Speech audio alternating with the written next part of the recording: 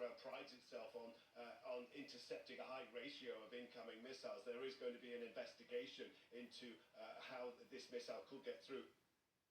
All right, well, for more, let's now hand over to Alan Fisher, who's live for us in Washington, D.C.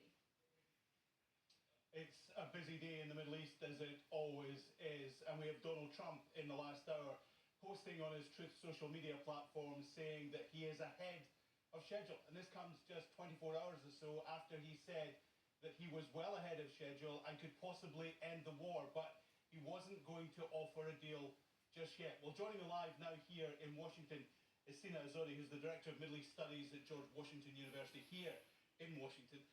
Sina, has the US government managed to achieve its goals? Do we know what its goals are? We don't know what those goals are, but if we go to, according to what the government, the administration has been saying, and look at the objectives, I don't believe that the US has been able to achieve them.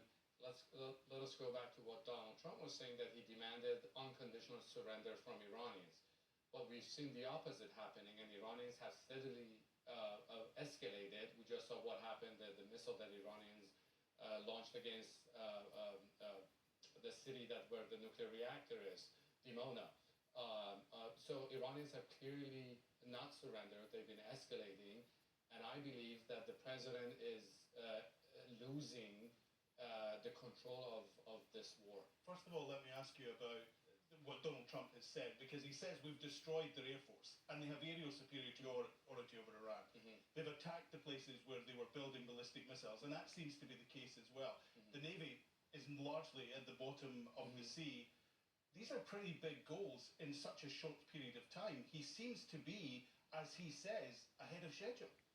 He is ahead of schedule in terms of destroying Iranian Air Force, Iranian Navy, but Iran is not fighting with those. The ballistic missile program has been quite active. It's been well dispersed around the country, and the administration claims that 77% of Iran's ballistic missile arsenal has been destroyed.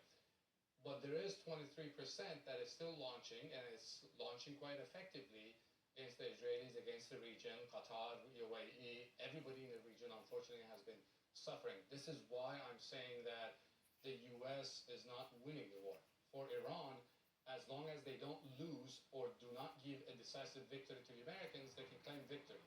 But the U.S. needs a definitive and a decisive victory to be able to win the war.